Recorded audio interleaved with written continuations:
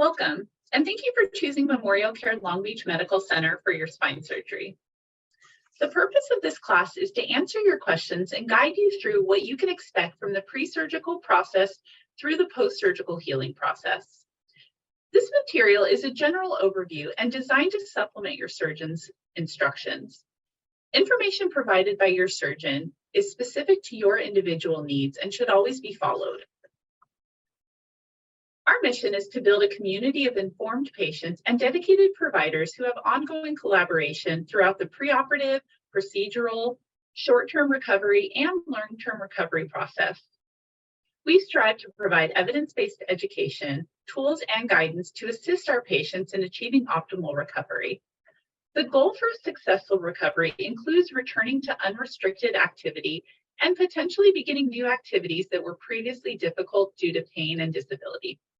The next section that we discuss will be pre-surgery preparation. In preparation for your surgery, please make sure that you are getting medical clearance by your primary care doctor or specialist if directed by your surgeon, as well as any required preoperative tests. Preoperative blood work and EKGs can be completed through the admitting department at the hospital without an appointment, or can be completed at your primary care doctor's office. Hospital pre-admission will also need to be completed. Hospital pre-admission is a two-part process that involves admitting and nursing. The pre-admission process is not completed until you have done both parts. The admitting department must verify your demographic and insurance information. This can be completed over the phone or may be done in person if you come to the hospital to complete any preoperative testing. Admitting is located on the first floor adjacent to the main lobby. The nursing portion of the pre-admission process consists of a phone interview. An appointment is needed for this interview. Please call 562-933-1042 to schedule your appointment for your nursing call. Please also have a current list of medications ready for this call. Final confirmation of your arrival time and anticipated surgery start time will be a phone call from the hospital the day before your surgery. You will receive instruction as to when to stop eating and drinking and which medications to take or not take on the morning of surgery during your pre-admission phone interview. Please stop any supplements, aspirin, anti-inflammatory medications prescribed and over-the-counter 7 to 10 days before surgery. If you are taking any prescribed blood thinning medications, please seek advice from the prescribing doctor and your surgeon as to when to discontinue these medications before surgery. It is important to secure a strong support system prior to surgery. You will have restrictions in place after surgery that prevent you from being able to fully complete household chores such as cooking, laundry, housekeeping, shopping, running errands, and caring for pets. You will need to seek assistance from family members or friends to help with these things. It is strongly suggested that you have someone stay with you for the first 48 to 72 hours after surgery. After this period of time, you will still need daily intermittent assistance due to the restrictions that you will have in place.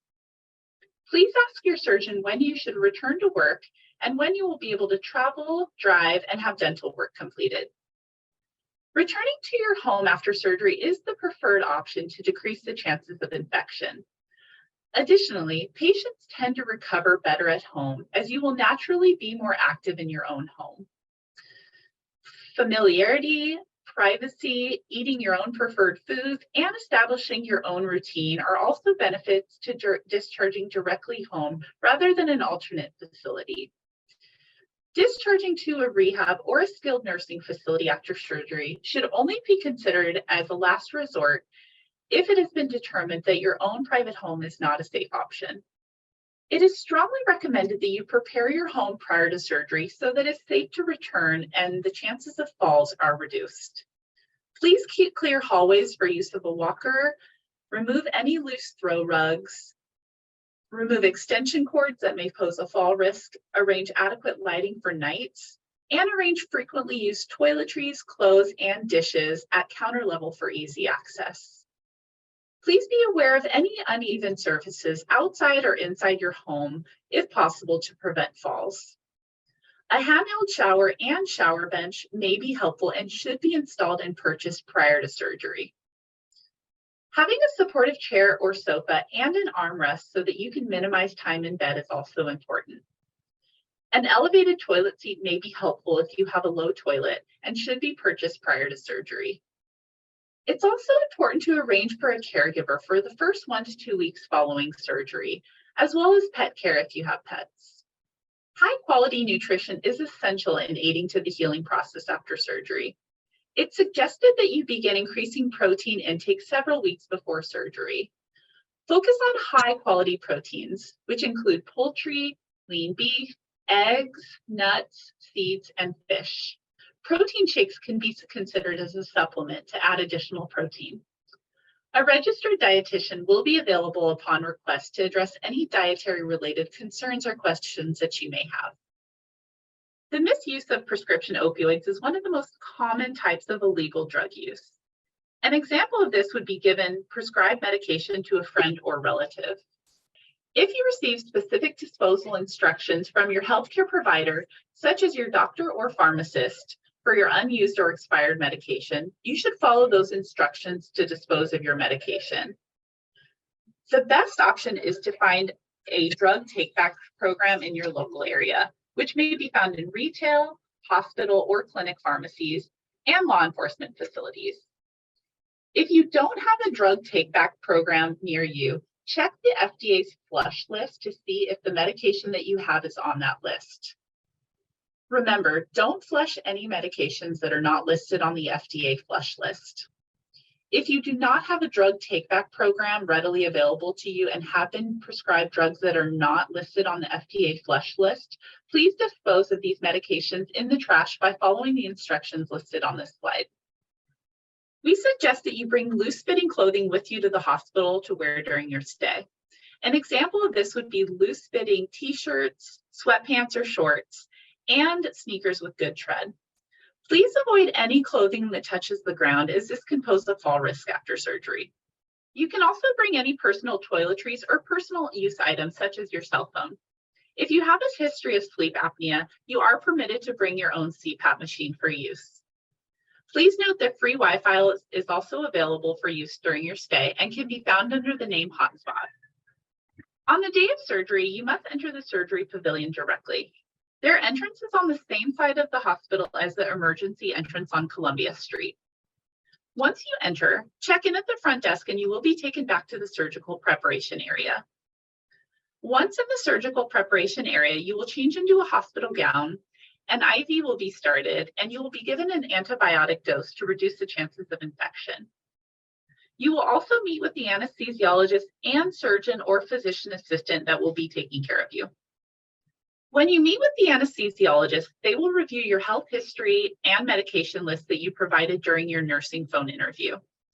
They will discuss with you the anesthesia medication that you will be receiving and answer any questions that you may have. The length of your surgery depends on your individual procedure and should be discussed with your surgeon.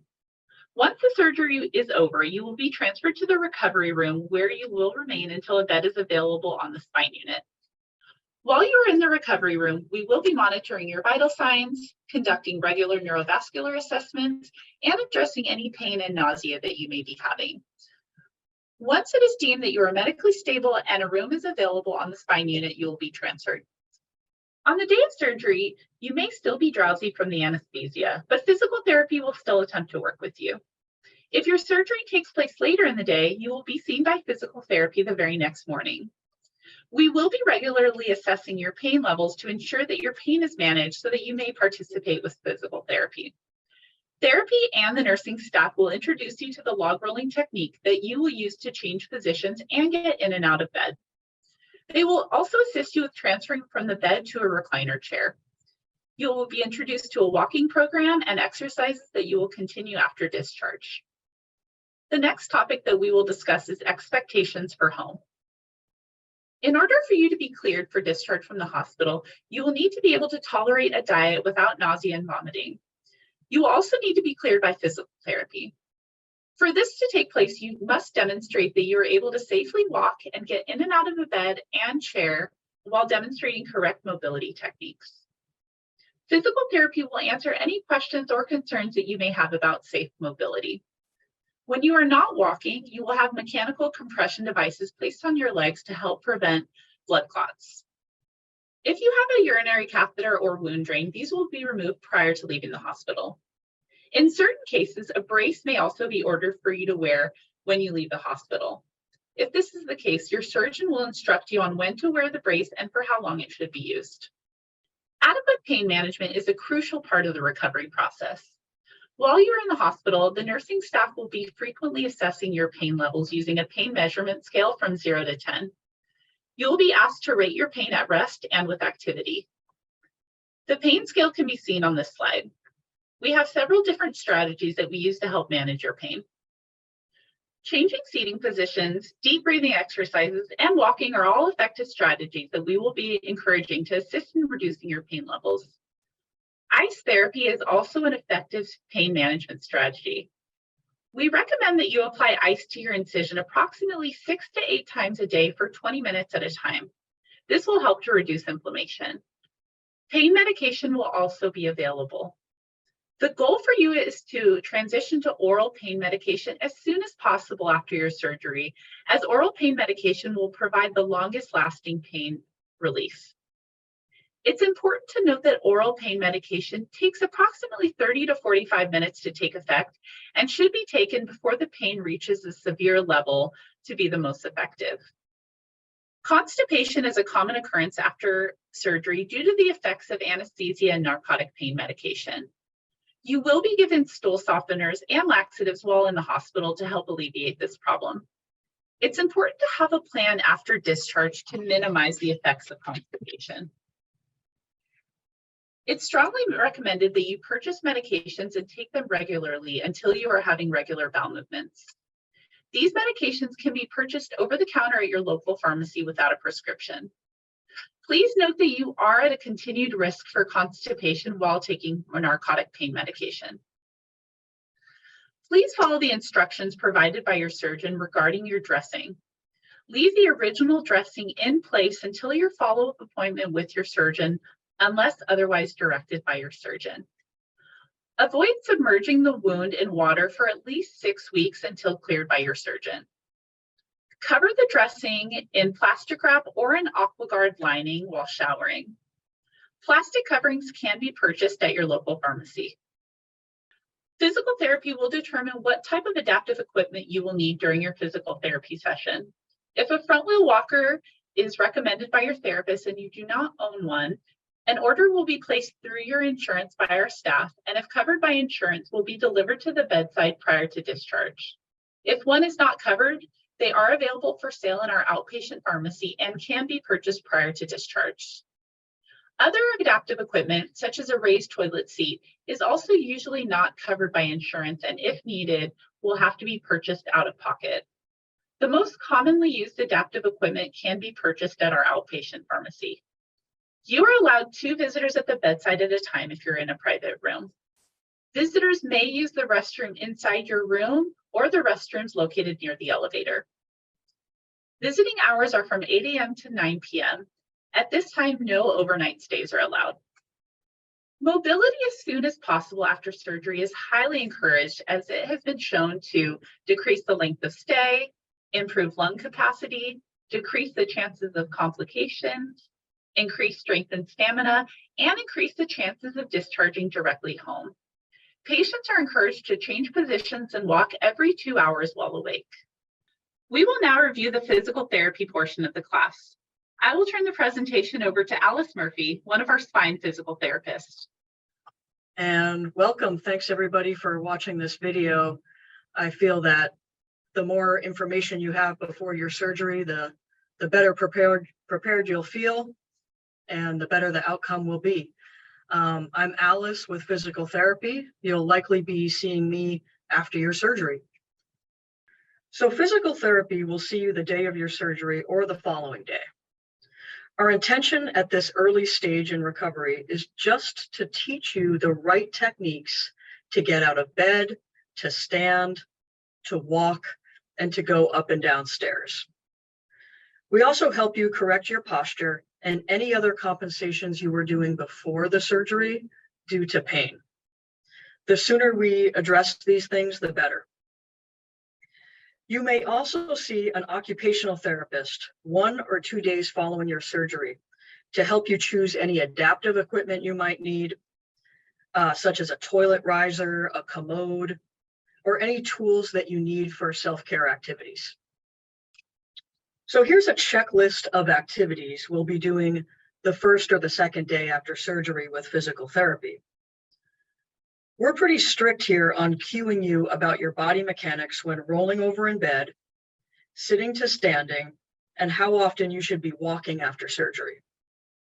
We'll review any appropriate walking program for your level of mobility, as well as post-operative exercises in order to move as well as possible as soon as possible.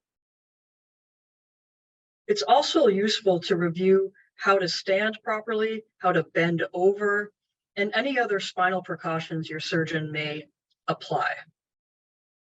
We'll also discuss the best techniques for getting in and out of the passenger seat of a car, as well as how to get up and down stairs. So here are some examples of equipment occupational therapy might recommend to you on that first or second day. The tools on the far right can be pre-ordered before your surgery if you think you'll need them. They come in a package called a hip kit and can be ordered on Amazon. The package includes a sock aid, long-handled sponge, reacher, and a long-handled shoe horn. Your occupational therapist will give you pointers on the best techniques for dressing, bathing, toileting, hygiene, and stepping in and out of your tub or shower. So here are some recommended exercises to try before your surgery. They might help you relieve muscle spasms, any stiffness or nerve pain. They will also improve your mobility before the surgery for a better outcome after surgery. Try these several times a day to see if they help you. There is no set number of repetitions to do that's best for everyone. Just try for several minutes to see if they alleviate your pain. Here's a groin stretch to try as well, because the inner thighs can become really stiff if you've had back pain for long periods of time. Be sure to take deep breaths for an optimal stretch. The second picture emphasizes gluteals or buttocks strengthening exercises, which will help you regain optimal posture after surgery. The research has shown that long-term back pain can significantly weaken the core and gluteal muscles, which will make walking more difficult and more painful. If you're having neck surgery, only lift your hips halfway in order to not strain your neck. If able, try these strengthening exercises every day up until surgery. Here are 2 more strengthening exercises that are easy and effective for your leg muscles. The stronger your legs become, the less strain there will be on your spine. Make sure to keep your back straight while doing multiple repetitions of these. Ultimately, walking is the best aerobic exercise for your spine before and after surgery. It helps maintain upright posture and neutral weight over your hips. If able, try to start walking up to 1 hour a day or multiple shorter walks per day in order to become or stay as fit as possible for your upcoming recovery phase. It's best to start thinking about your physical therapy goals before surgery. Think of activities that are difficult to do now or something that you haven't been able to do at all. Try and make these goals realistic to your different phases of healing. For example, walking 30 minutes 3 weeks after surgery is very reasonable for most of us. And returning to a full golf game after 6 months with only minimal pain is also very doable. Think of at least one goal, personal and meaningful to you, to achieve at 3 weeks, 8 weeks, 12 weeks, and up to 1 year after this surgery. Our goals for you align with the World Health Organization's activity recommendations. For adults, which is 20 to 45 minutes of moderate intensity aerobic exercise per day. This intensity should get you close to being short of breath in order to keep your heart and lungs healthy. 3 examples are brisk walking, stationary or movable biking, water jogging at either waist or chest deep water. If you choose water jogging, be sure to find a well-fitted buoyancy belt. The World Health Organization also recommends 2 to 3 days a week of strengthening. This can start roughly 2 or so months after surgery. The lunge exercise shows you proper lifting techniques that will prevent further spine injuries. Also consider light dumbbells to build upper back and shoulder muscles several months after surgery. Push-ups are also very healthy for our spines because they strengthen the core musculature in a safe and neutral spine. Push-ups can be started against the wall or in an inclined position and then transition to flat on the floor. Remember that these strengthening exercises should only be initiated about 2 months after your surgery. Working with a physical therapist after surgery is ideal to help guide you through the right time frame. Lastly, it's best to limit your time sitting and bed rest time after surgery and beyond because it weakens the deep spinal muscles. Sitting or resting too long can also affect our blood pressure and cause us to become dizzy upon standing.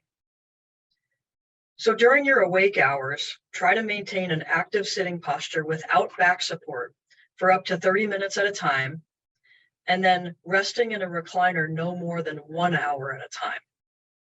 While sitting or resting in the recliner, try to pump your ankles in order to maintain good circulation in your legs.